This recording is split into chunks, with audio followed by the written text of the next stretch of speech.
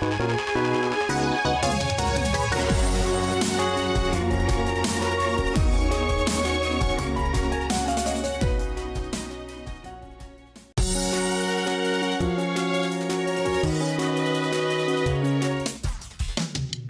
umaga, sarap ng umaga, magkakasama. Kada umaga, kada umaga, sarap ng umaga, magkakasama. Kada umaga.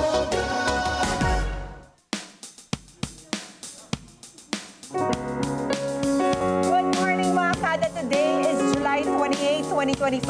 Isang mahalagang araw para sa ating bayan dahil mamaya magaganap ang State of the Nation address ni Pangulong Bongbong Marcos Jr. Ito na po ang ika-4 na sona ng presidente na mangyayari sa Batasang Pambansa Complex sa Quezon City.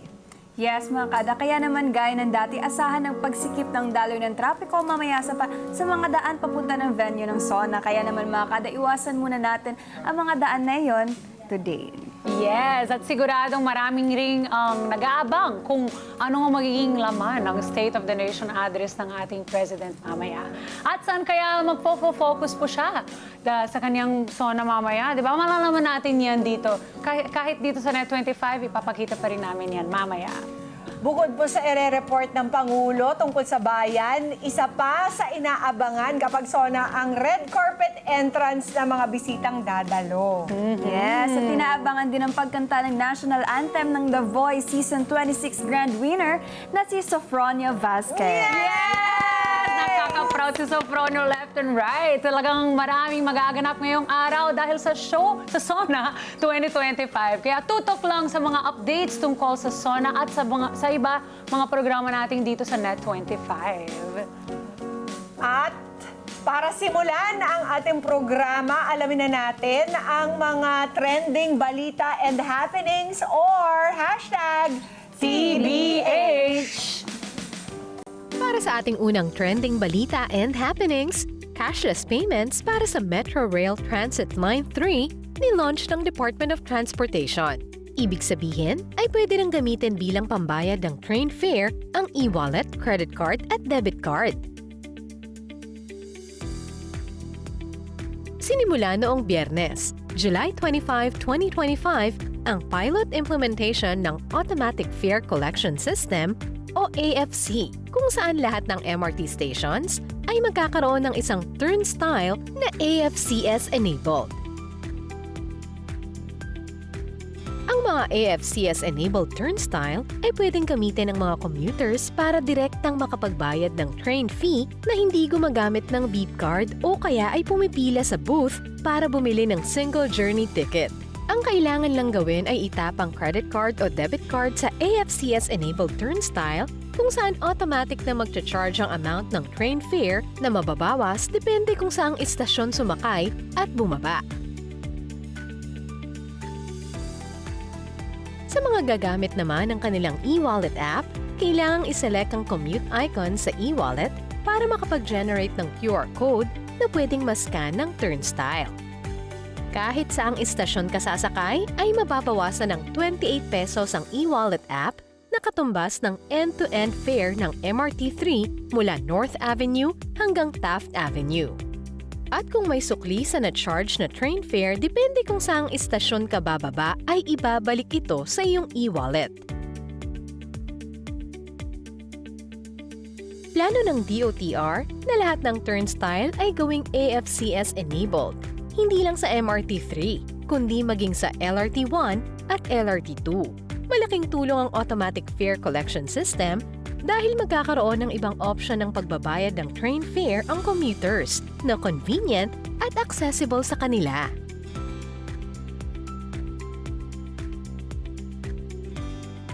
For our next trending balita and happenings, PWD couple nakaranas ng diskriminasyon sa coffee shop. Isang mag-asawang parehong may kapansanan ang nakaramdam ng humiliation at discrimination mula sa isang kilalang coffee shop na kanilang pinuntahan noong July 21, 2025. Ayon sa FB post ni Marivic Cruz, napahiya sila ng kanyang mister sa ginawa ng coffee shop kung saan imbes na pangalan nilang sinulat sa cups ng kanilang in-order ay ang salitang speech ang nakasulat dito.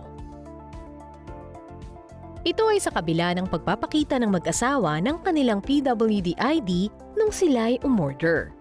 Si Marivic ay may psychosocial disability, habang ang mister niya naman ay may speech disability dahil sa pagkakaroon ng cleft palate.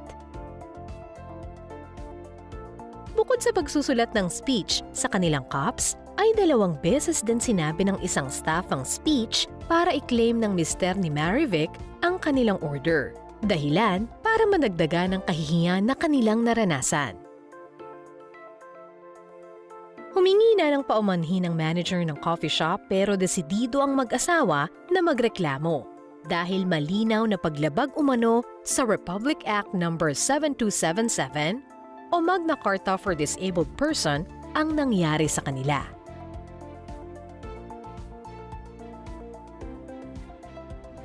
Para sa ating last trending balita and happenings, American boxer Ryan Garcia gustong makalaban si Manny Pacquiao. Pagkatapos ng comeback fight ni Manny Pacquiao kontra kay Mario Barrios, ay naglabas ng pahayag si Garcia na gusto niya ring makalaban ng pambansang kamao. Bagamat draw ang naging resulta ng laban ng nag-iisang 8th Division World Champion laban sa reigning World Boxing Council welterweight champion, ay naipakita pa rin ni Pacman na kayang-kaya niyang makipagsabayan sa larangan ng boxing. At isa na nga ang dating interim lightweight titleist na si Garcia ang gustong i-challenge si Pacquiao sa isang boxing showdown. Si Garcia na kilala sa nickname na King Rai ay isa sa mga kinoconsider na makalaban ng kampo ni Pacman noon pero hindi natutuloy. Sa ngayon ay mukhang kailangang pumila ni Garcia kung gusto niyang makatapat si Pacquiao dahil ang napapabalitang susunod na makakalaban ni Pacman ay ang kasalukuyang World Boxing Association welterweight champion na si Rolly Romero, na minsan nang tinalo si Garcia via unanimous decision nang sila ay magtapat sa Times Square sa New York City noong Marso 2025.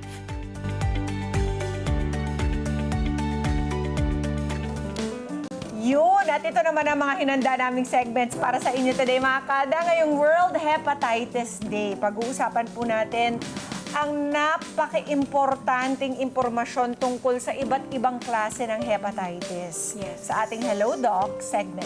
Yes! At mamaya naman mga kada, gagawin naman nating makulay ang ating add to art mamaya dahil isa watercolor artist ang ating magiging bisita na tuturuan tayo ng techniques kung paano gumana ang obra gamit ang watercolor. Girls, siksik na siksik ang ating Lunes. Kaya sa ating pagbabalik, sisimulan na natin ang masingang bonding dito lang sa Kada Umaga! Kada umaga, sa umaga, magkakasama. Kada umaga. Ngayong darating na ika-4 na SONA ni Pangulong Bongbong Marcos. Ano na ba ang mga nagawa ng Pangulo? May natupad na ba sa kanyang mga ipinangako? Ano ang lagay ng bansa? At higit sa lahat, ano ang ibig sabihin nito sa natitirang 2 taon ng Pangulo sa palasyo? Samahan ang buong puwersa ng Net25 News and Information sa panguna ng mga veterano sa komentaryo at balitaan. State of the Nation Address, July 28, 2025, dito sa Net25.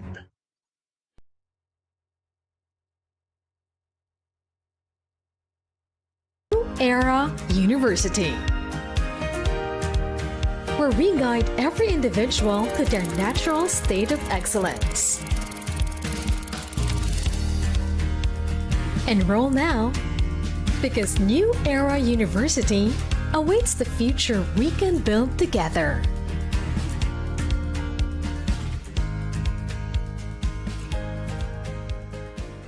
Ang bawat Sina Nina at Ethan, dating na ulit? Kung ganun, ituloy lang natin. not be afraid. So many times I wish I could leave.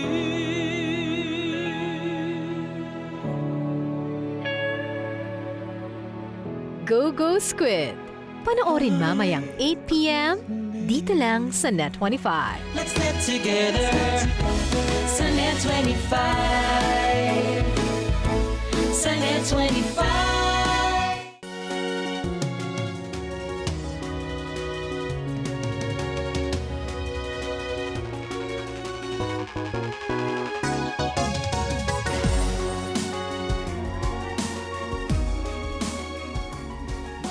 Tuwing July 28 ay ginugunita po ang World Hepatitis Day bilang pagkilala sa kaarawan ng Nobel Prize-winning scientist na si Dr. Baruch Blumberg na nakadiscover ng hepatitis B virus at nakadevelop ng diagnostic test at vaccine para sa nasabing virus. Pero bukod sa selebrasyon ng birthday ni Dr. Bloomberg, ngayong World Hepatitis Day ay araw ng pagre-raise ng awareness tungkol sa sakit na hepatitis. Para ipaliwanag sa atin at ang iba't ibang klase ng hepatitis from A to E, makakasama po natin ang infectious disease specialist na si Dr. Samantha Punzalan. Hello, Doc. Welcome back. Hi.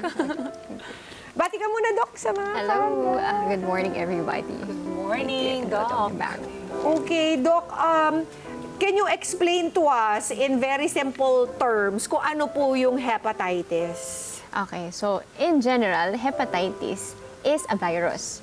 So it may thrive or mabubuhay siya in different forms, like for hepatitis A and E, nabubuhay siya with contaminated water and contaminated food, while your hepatitis B, C, and D are viruses that live with blood products and secretions ng body, like breastfeeding at saka yung vaginal fluids. Ano pong organ? Alam ko yung liver, yung primary organ na affected kapag tayo nagko-contract ng HEPA. So yes, so hepatitis primarily affects your liver or yung atay. So actually yung term na hepatitis kasi talaga is a general term for inflammation ng atay, Atay, o liver. Yes. It's always an inflammation. I always see it, diba? Pero bakit ganun siya ka-contagious at bakit siya ganun kalala? For the different kinds of hepatitis kasi, particularly yung malalang klase talaga ng hepatitis is your hepatitis B. Kasi maliban sa, it infects your liver cells. So, and eventually, ang hepatitis B kasi can eventually cause liver cirrhosis, which can also cause liver cancer. So, yun yung, kumbaga sa kinds of hepatitis B, siya yung pinakamala. But for your hepatitis A and E, sila yung sinasabing mas common siya in terms of because it's taken from food and from water, but self-supporting siya. So, once yung virus or yung infection ma-resolve, mawawala siya. Or mag-isa siyang magre-resolve mag-isa. So, kaya ng... It heals on its own? Yeah. So, as long as hindi immunocompromised o mahina ang immune system ng isang pasyente, kaya ng katawan nila na kumbaga, matagalan yung infection. So, mostly supportive lang. Like, sasabihin nila, kailangan lang ma-hydrate yung pasyente, kailangan kung ano yung losses niya, ma-supplement, tapos matutukan lang na hindi magpo-progress yung pamamaga ng atay. So, once na yung virus, matapos na niya yung lifespan niya, mamamatay din siya, and then the infection stops. So, mas milder kind sila. Kasi like, share ko lang na mamapi, kasi my lola from my mother's side, mama ni Mama Dri, she passed, she died from hepatitis, and she was only turning 51 years old. Yeah, it's okay. It's been a long time. Thank you though. But I want to know, saan natin nakukuha yung ganun? Kasi diba it's a virus. Pero yes. is it also genetic? No. Definitely, it's not genetic. So, Right. yung sasabihin nilang, yun, namamana ba siya? So, it doesn't necessarily mean na if your parents have it, you can have it. So, in the case of your grandmother, so, na-mention mo nga kanina sa akin na from Brazil, medyo mataas din ang rates ng hepatitis B. Correct. So, hepatitis B, as I mentioned a while ago, is transmitted through blood. Pero mas common din siya that it can be transmitted maternally. So, habang ipinagbubuntis ng isang nanay na may hepatitis B, pwede niyang ipasa yon sa anak niya bago niya, or pwede ding pagkaluwal or nung time na nagpapasuso siya. So, pag yung mga pasyente na nakuha nila yung hepatitis B nila during childbirth or nung yung baby pa sila, sometimes yung manifestation ng disease is on the later stage. So, for a very long time, hindi nila... Parang wala silang- dormant. Kasi Tapos matitrigger siya. because of certain, possibly sometimes infection, immunocompromising conditions like diabetes, or sometimes That's yung... what happened. Kasi she had diabetes pa. There you go. So, Yun, doon that could lumabas. have probably See, triggered I it. found it where, kung saan galing, kasi kanina di ba nag-uusap kami ni Mama Pina, saan ba siya kaya nakuha niyan? Ayan, now I know, kasi nga she got diabetes on top of hepatitis. So malala po talaga, kasi people can get multiple infections. Yes. And then doon siya magti-trigger. Yes, so magsa-start siya mag-activate. But unfortunately, hindi naman siya actually agad-agad like detrimental because of the persistent infection niya. Kumbaga, dahil yung matagal nang nag-i-infect siya doon sa liver mo. So, nasisira na niya yung atay during those times. But, in terms of, sabi nga, malala ba siya? Kung late stage na siya na-diagnose, I yes, see, you I can have the severe form ng hepatitis B. But, if it's detected earlier, so meron tayong mga preventive measures for patients to not go into liver cirrhosis or liver failure. Yes, I think it's time we talk about the symptoms, no, Doc? Yes. Ano ba yung mga simptomas ng hepatitis generally? Okay, actually, some hepatitis patients will first manifest ng fever, sometimes with fever, abdominal pain, sometimes with nausea and vomiting o pagsusuka. Yung ibang karamihan o mas pangkaraniwang alam ng karamihan na anong simptomas ng hepatitis B is yung naninilaw. Naninilaw So, yung kapag whites ng naninilaw ka na, eyes, di ba? Hepatitis ka na. Oo. Kasi yung pinoproduce ng atay mo na pigment na nagkakos ng paninilaw ng balat natin at saka yung actually yung una nating makikitang naninilaw is yung puti ng mata natin, yung sclera kasi nga yung pigment niya mako-cover yung eye. So yun yung una-una nating nakikita. So for hepatitis A and E, as I've mentioned a while ago, since siya water or foodborne sila na viruses, ang manifestation nila ay gastrointestinal o yun yung pagsusuka, pagsakit ng tiyan, pagdadiarrhea, sometimes yung panghihina. But for hepatitis B, C, and D, actually, dahil bloodborne sila, it can also be sexually transmitted, yun nga, yung maternal to fetal. Sometimes, if it's, it is infected habang ipinagbubuntis, minsan wala pang simptomas. Hindi magmamanifest siya ng simptomas. Because nagkaroon ng trigger or yung naging bumagsak yung immune system, yun siya minsan Doon siya lumalabas.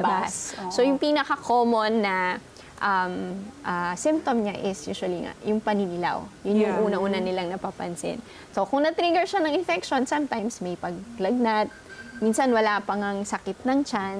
So usually naninilaw lang sila. Loss of appetite. Meron din, yes. Oo. Pero by then, Doc, pag nanilaw na, does it mean it's in its advanced stages or Hindi naman necessarily. Ang ibig sabihin lang doon ay mas dumadami yung liver cells mo na nasisira.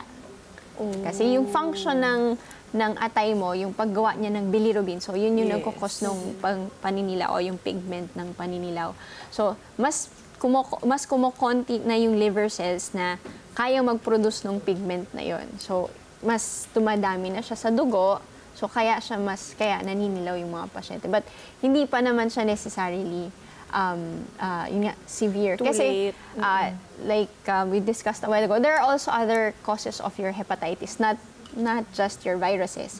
So it can also be because of drugs. May mga gamot na pwedeng mag-induce ng pag-fail ng atay. Like heavy alcohol drinking. Yes. So kasi ang alcohol ay pinaprocess sa atay. So basically, maraming cells ang nasisira or kumbaga nag-extra trabaho yung atay mo. Kung may effort kasi sila. Yes, oo. So, Mapapagod din sila. kaya doon lumalabas yung symptoms ng paninilaw. As long as for drugs, as long as itinigil yung nagkakos ng liver inflammation, eventually, pwede ring mawala yung paninilaw. I'm curious lang, Yes. when you see a patient with those symptoms, do you can determine na kung anong hepatitis na meron sila? More or less? Para alam natin ng mga kada na ito, naging yellow na yung mata ko. Parang malala na ba yun? Parang ganon. Paano So, ba, Doc? sa amin sa mga doktor, definitely, ang pinaka-importante pa rin is a very good history. So, kailangan namin alamin, ano ba yung most likely reason bakit ka nanilaw? So, magtatanong kami ng history ng travel, nag-abroad ka ba, may na-expose ka ba sa bagong pagkain or tubig, or malinis ba yung ininom mong water? So, yun yung para ma-rule out natin yung hepatitis A and E. For Hepa B, ayan, lalo na kapag medyo bata-bata pa o yung mga biglang, wala namang simptomas but biglang nanilaw. So magtatanong kami, meron ka ba ibang kapamilya? Meron ka bang mga ibang kapatid na baka merong nagkaroon same na yan, symptoms? So ganon. Tatanong kami, may mga bago ka bang gamot na iniinom? So that we can rule out ano yung mga common na drugs na nagkakos ng liver failure or hepatitis. And gaano kalakas uminom ng alak ang isang tao. So kung talagang heavy, especially mga chronic alcoholic drinkers. So yun, mga possible namin na itatanong. So how do we identify kung viral infection man siya? So definitely, once we've ruled out na hindi siya drug-induced or hindi siya alcoholic-induced, we have blood test, mga serologic test, na we detect the DNA nung specific na virus. So, we can identify which particular hepatitis is causing the infection. Because that will determine also the treatment. Yes, Doc. because iba-iba rin yung gamot Iba-iba ang nila. treatment depende sa... Anong klase ng hepatitis? Oo. Doc, ito bang, you said, okay, I know that there's also autoimmune hepatitis and drug-induced hepatitis, Ay. pero yung viral, anong virus to? Saan Viral is your galing? hepatitis. Yung hepatitis. Actually, magkakaiba-iba kasi yung from Hepa A, B, C, D, E. Iba-ibang klase silang virus. Iba-iba din silang klase ng family. So, may hepad na virus, may galing din siya ng orthomyxovirus, tapos may yung DNA virus. So, iba-iba sila. So, iba-ibang family sila, but they are all viruses. And are they typically found in like dirty places? Ganun ba yun? Ayun, particularly ayun nga, yung Hepa A and B, they are mostly found in contaminated food or water. Kaya sasabihin nilang, nagka-hepatitis ka kasi kumakain ka dun sa... Improper ba yung handling? food, yes. Kaya So, ba yun, ganun? I think there was a time, even I think nung nasa med school pa ako, na sinasabi nila na yung area doon sa tabi ng school namin na medyo maraming nagkaroon ng hepatitis kasi hindi proper yung food handling nila. So, meron din actually, magugulat kayo tatanungin, bakit may mga certain trabaho in the food industry that requires hepatitis screening? Kasi there are, yung pag-transmit kasi ng virus can be because of saliva, proper hand washing. Kasi nga, fecal oral siya eh. So, pwedeng baka hindi nag-hand wash after using the bathroom. maayos. Yes. So, that's why it's important for food handlers to also rule out hepatitis. Kasi nga, pwedeng maging carrier ang isang tao.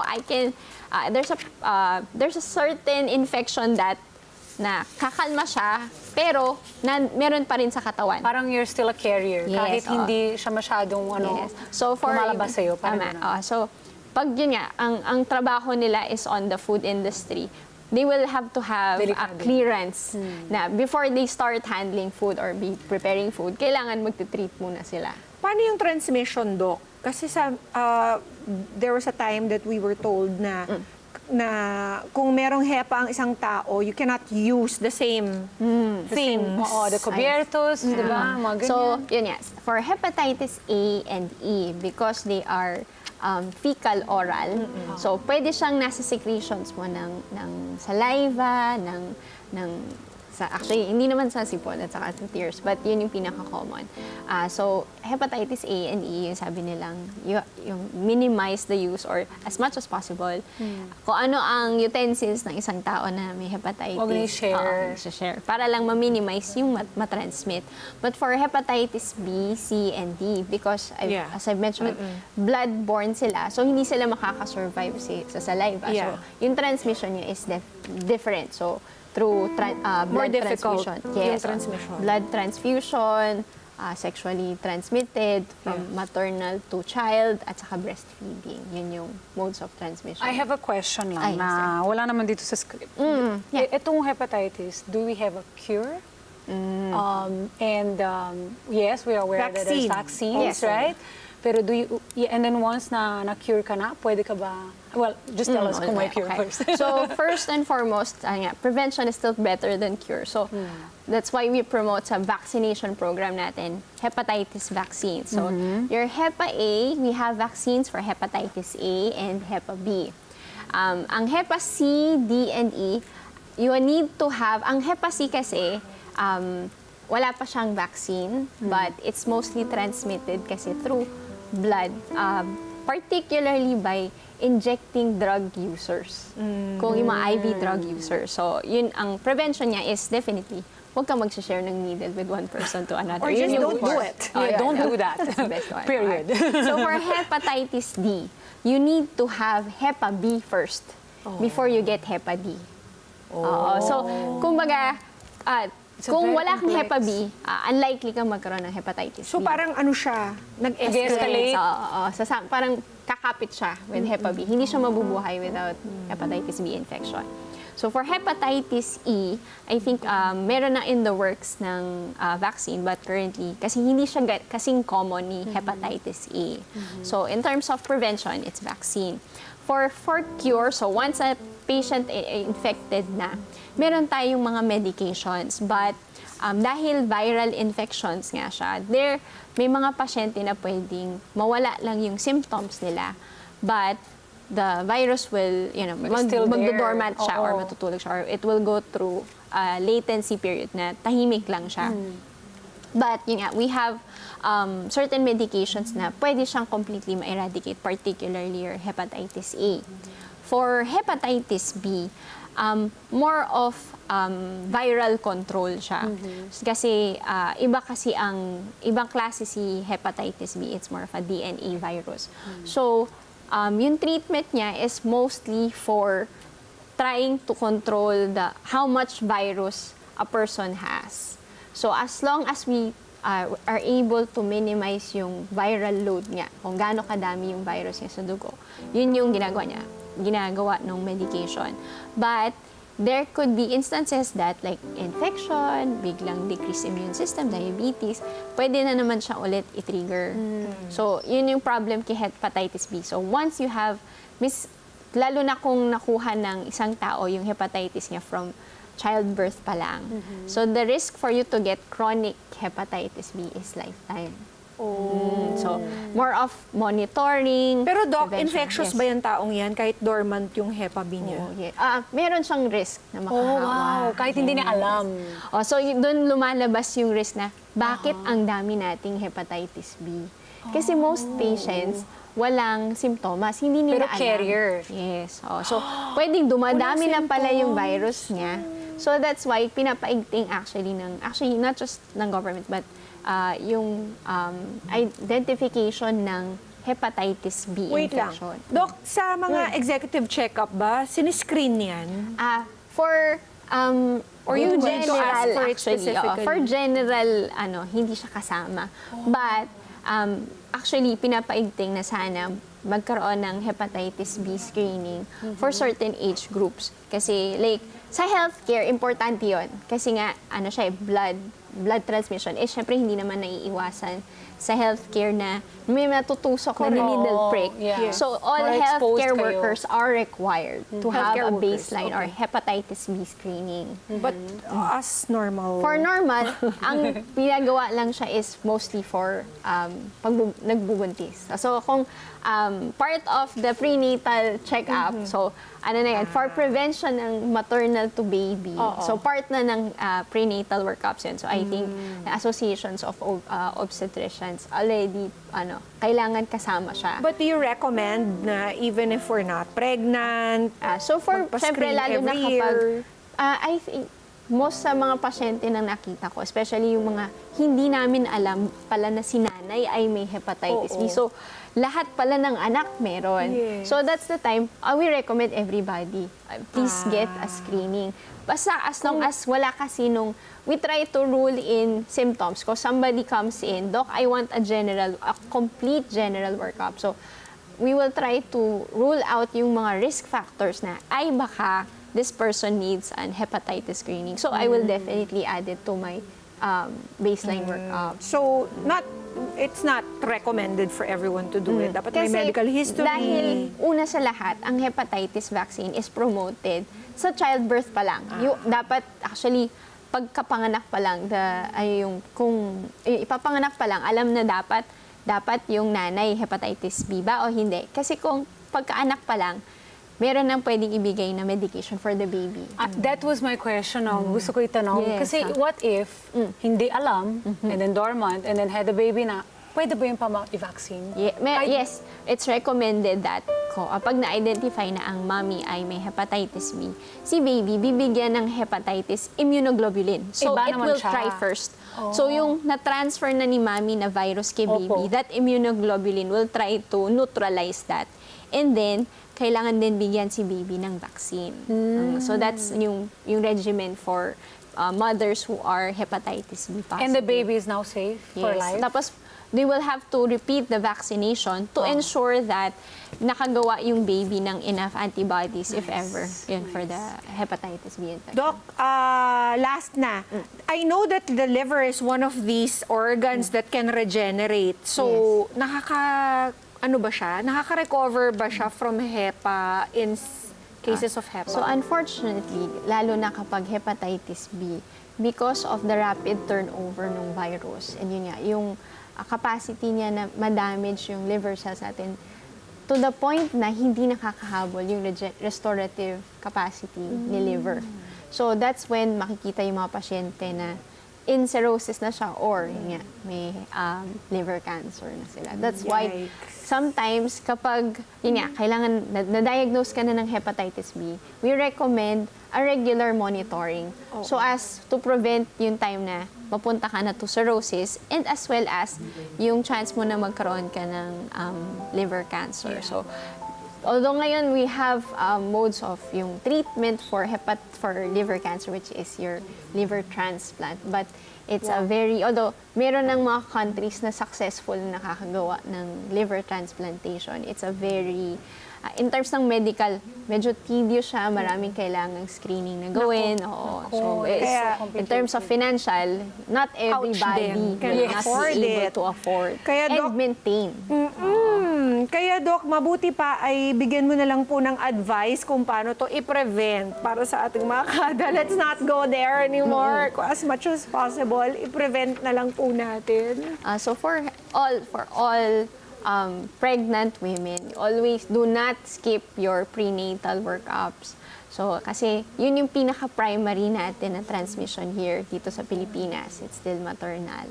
And for those na, ayan, sasabihin nila, nakumpleto ko po yung vaccine ko nung bata ako. So, if it is recommended na pagdating at a certain age that kailangan ng vaccination or booster vaccination, please do get your booster vaccinations kasi it will definitely prevent you from getting long-term effects of hepatitis B infection.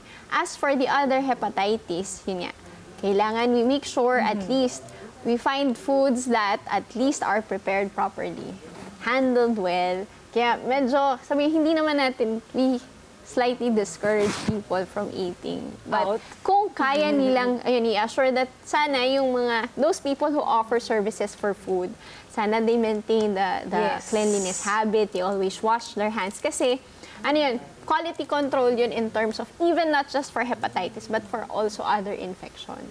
True. Kaya maraming pong salamat, Doc Samantha, for joining us ngayong World Hepatitis Day. For consultation naman sa mga kada nating, saan ka naman pwede mag-contact? Okay. I'm affiliated with De Los Santos Medical Center, also in San Lazaro Hospital. And you can actually see me online on Sirius MD, and I do other online consults.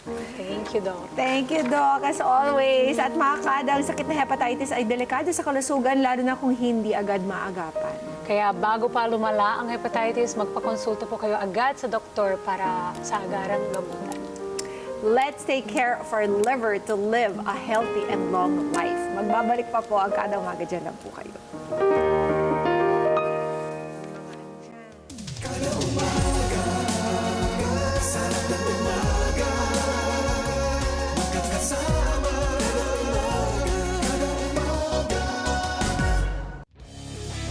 The Net25 Family Fun Run 2025 is brought to you by our Platinum sponsors.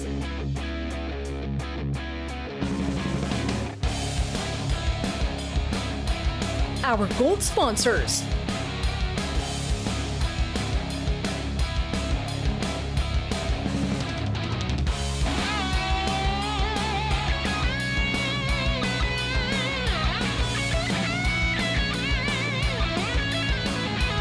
Our Silver sponsors.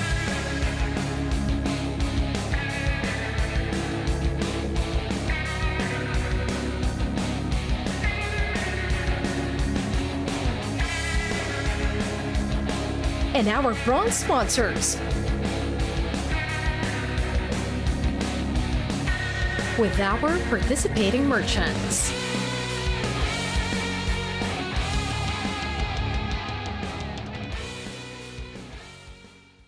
Tara na at samahan kami sa mga bago at exciting na episode ng Ito ang Tahanan. Lalo na ang masarap na pinagsasaluhan every week. Panibagong istorya at panibagong recipe na magbibigay saya sa inyong panlasa. Ano pa ang hinihintay ninyo? Dito lang yan sa Ito ang Tahanan. Tuwing Sabado at Linggo, alas 8 hanggang alas 9 ng umaga sa Net25. Let's get together sa Net25. Sa Net25. Ang bawat pagkain siguradong may kwento, lalo na ang mga ipinamana pa at inabot na ng dekada-dekada. Namnamin ang lasa ng mga pagkaing may nakabubusog na kwento. Isa-serve na ang Savoring Stories sa LTE. Love, Tony Pet and Everything. Monday to Friday, 7 a.m. sa Net25.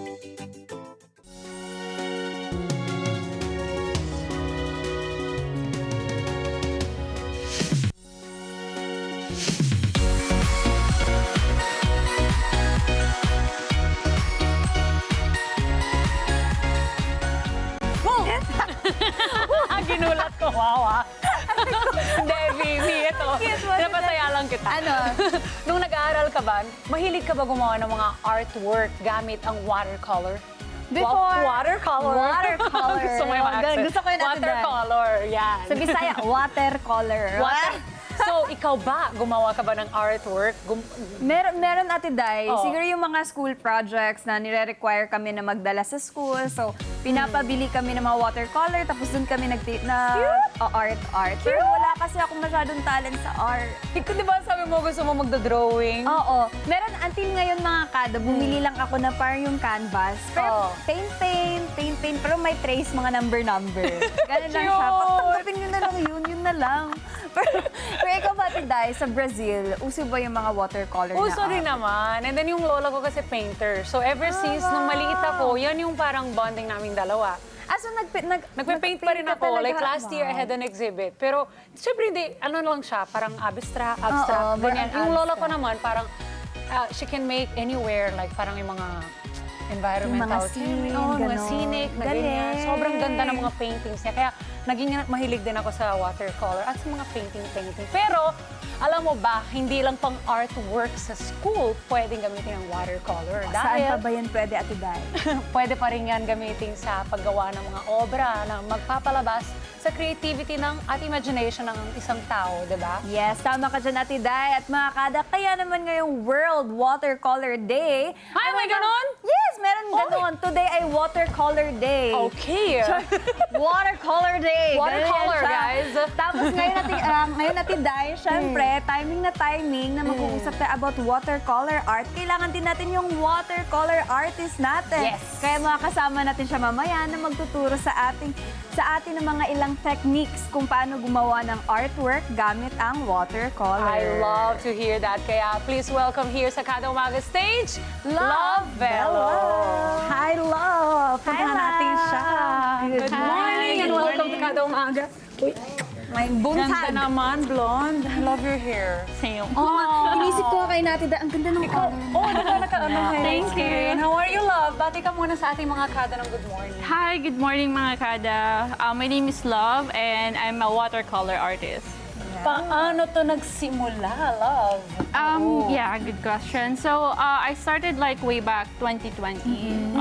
First is like, nag-start ako as arts and craft where I do air dry clay, but I transferred just last year for using watercolor art and specifically for live art. Oh, okay. So, na-research mo na ito ba dapat para doon sa live art? Or pwede rin ibang gagamitin mo bukod sa watercolor? Actually, pwede rin iba. Though, since yung live art na business ko is focusing siya sa mga guests, so kailangan mabilis ko siyang magawa. So, I thought that mas okay na watercolor ang gamitin. Para agad, no? Magiging, Yeah. oo. Tsaka magdadry siya mabilis. So live din talaga, di ba, yung ginagawa niya? Yes, let's Ate talk Day? about that, Love. V.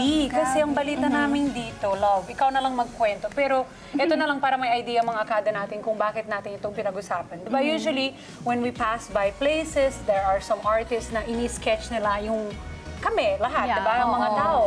Pero yung sa'yo po, ginagawa niyo po rin ito. Ito mga kada, ikwento mo sa kanila kung paano mo ito ginagawa sa mga events. Yeah, so mostly, hinahire ako during weddings specifically as for their guests, as their souvenirs. So aside from instead rather na photo booth, which is the normal na hinahire nila. Yun yung Nakakasanayan ng kasanayan. lahat. Yeah, Oo. or they take just photos and then Correct. selfie and then print it out.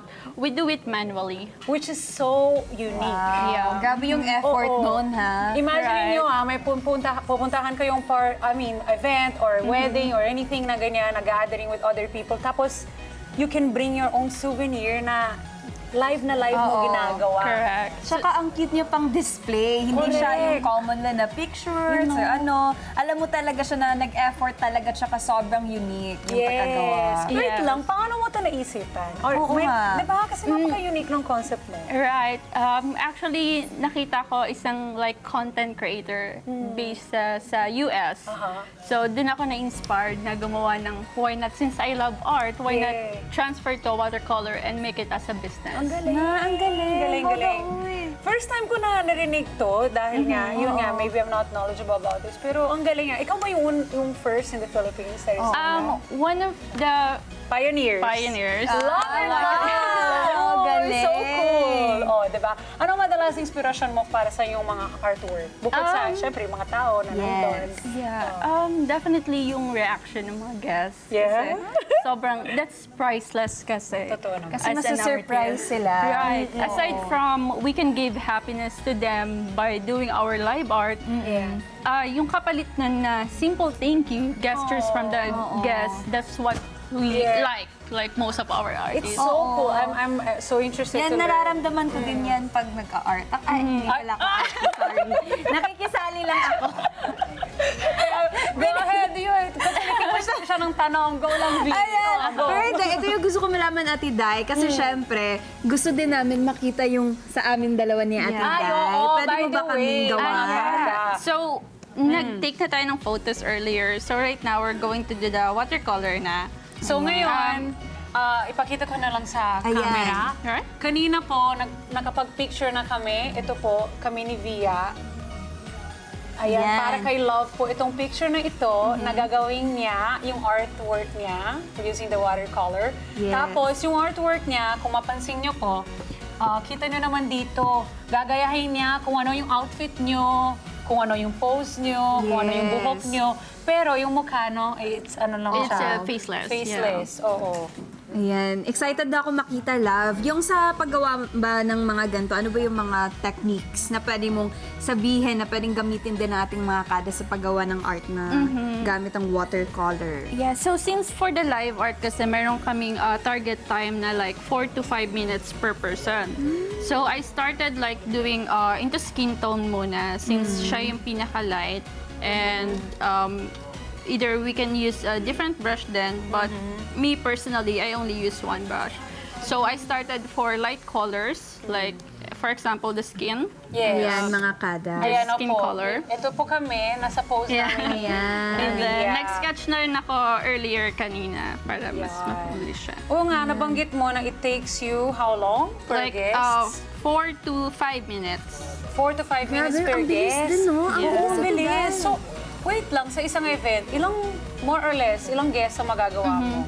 So per artist, we have minimum time of 3 hours. So in total, we can do like 40 to 50 packs. So, meron ka ba yung mga isasama na ibang artist to help you Yeah, out? Ilang ba kayo? Right now on my team, luckily, I have like 8 artists now. Ang galing! Oo, malaki na yung team mo. Imagine niyo mga kada, napaka-inspiring nga. Kakasimula lang niya yung 2020 at ngayon, meron pa siyang 8 artists na sumasama sa kanya sa mga events. Totoo. Ang galing nga. Ang bilis mo naman din i-prosper yung Oo nga. business. Congratulations, Tapos, love. Thank you so much. Ito ba, Love? Ito ba yung first naging business mo talaga? Meron ka na ding na-experience before na other arts na ginagawa mo na binebenta mo rin? Yeah, I do air dry clay before. So like for kitchens, keychains, ganon, and then magnets. Okay. Ay, also. Tsaka kita rin natin dito yung gumagawa ka na rin if kailangan yung mismong mukha ng tao, no? Pwede rin. Right. So I also KL Arts and Crafts also do like commission arts, commission portraits. So.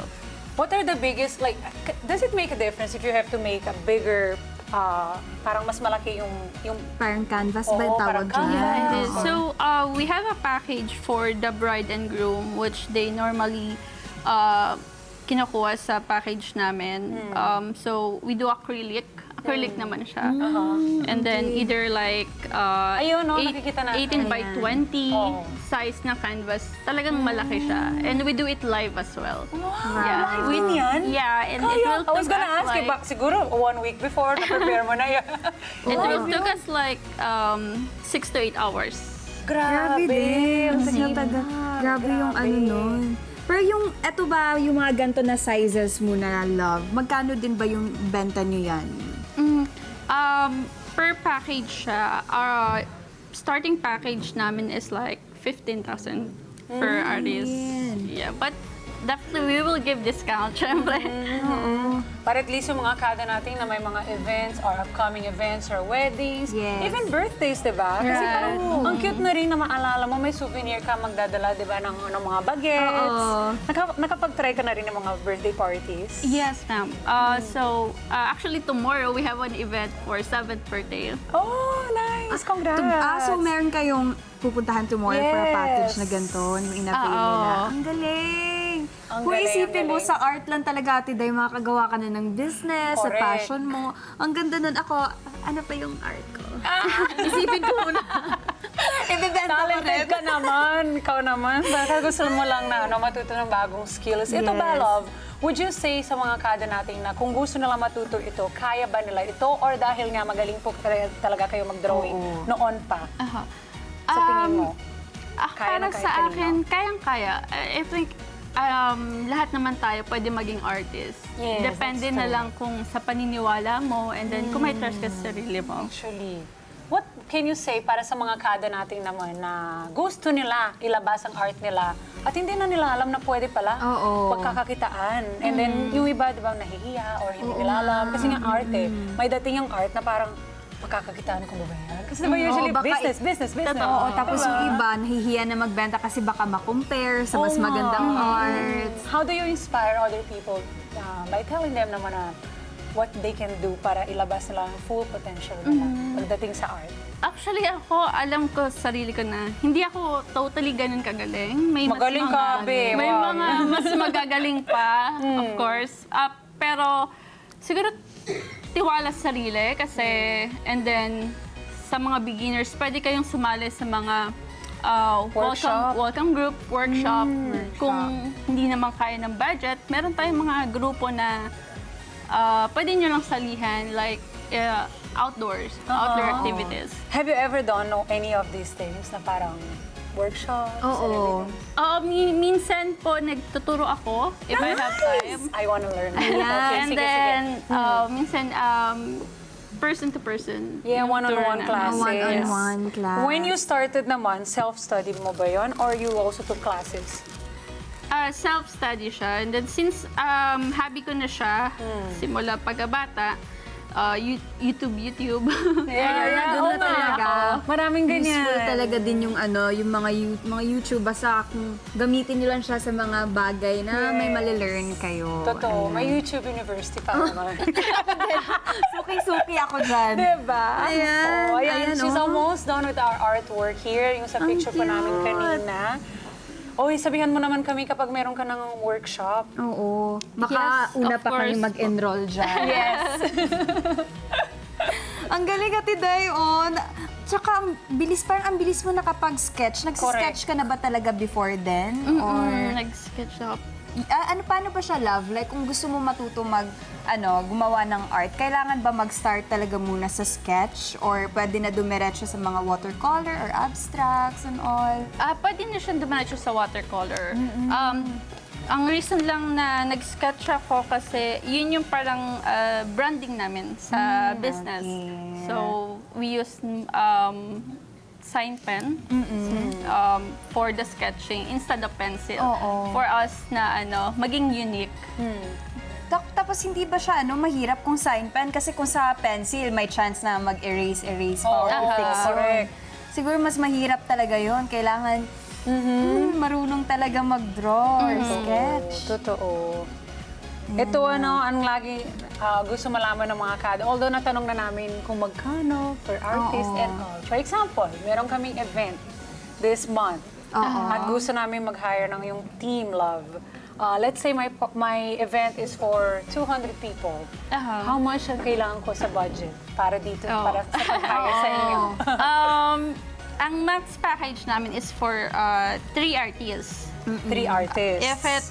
If kailangan ng more than like 150 packs, I suggest customize. So we can also like give discount for that. Our rate is around 35,000, and that's for the whole event naman. Ang galing yung tingnan mo mga kada na nakakuha na kayo ng idea na pwede niyong gawin sa next na iyong Sobrang event. unique pa. Super unique. Oo. At siya po, si Love, ang pioneer na gumagawa po nito dito sa ating bansa. Kaya, Love, maghingi na ako ng yung contact. Kasi for sure, yung mga kada natin ay very interested na i-hire po ang iyong services. Where can we find you? So you may contact KL Arts and Crafts on our Instagram, klartsandcrafts.ph.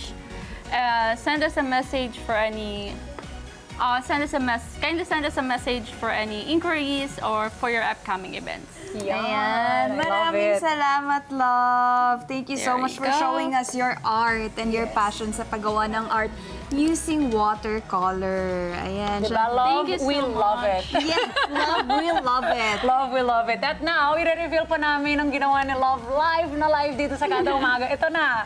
Ito po ang photo at ito naman ang kanyang artwork. Ayan, ang galing. Ang galing! Tignan din mga kada, Kuhang-kuha niya talaga. Faceless lang niya. siya, pero kuhang-kuha talaga yung figures, Ang tsaka yung cute! suot. Oo. Ang cute. Yung hug, everything is there. Iulit na nako ni. Pwede naman. Naintindihan mo yung sinabi niya? Bisaya kasi ako lang. Iuwi na? Oo, iuwi na. Ganon. Sabi niya, she'll take that home. But of course, V, gusto ko sana pag-gap natin, yung Bisaya ka na gagawin. Oo, eto na. Palambing Kanina, lang. mga kada. Kanina, mga kada, ayaw mo hawa dira. Unta, nag-enjoy mo sa art ni Love and sa mga Bisaya nagatanaw dira, mga kada. Ay mughawa, kay mubalik pa ang Kada Umaga! Ayan.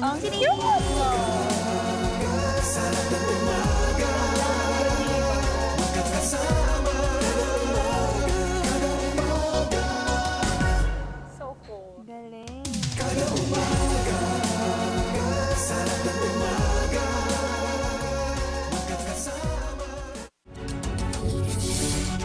When a story starts with faith, it can only grow further and stronger. As time passes by, we learn about your story. In an institution of exceptional healthcare, with genuine Christian compassion, we care about you. With a safe, secured, and sanitized environment, accompanied by a team of trusted healthcare professionals, we're built this way to serve you better. By providing affordable health services to general population, we want what's best for you. Because at New Era General Hospital, everyone matters. Ngayong darating na ika-4 na SONA ni Pangulong Bongbong Marcos. Ano na ba ang mga nagawa ng Pangulo? May natupad na ba sa kanyang mga ipinangako? Ano ang lagay ng bansa? At higit sa lahat, ano ang ibig sabihin nito sa natitirang 2 taon ng Pangulo sa palasyo? Samahan ang buong puwersa ng Net25 News and Information sa panguna ng mga veterano sa komentaryo at balitaan. State of the Nation Address, July 28, 2025, dito sa Net25.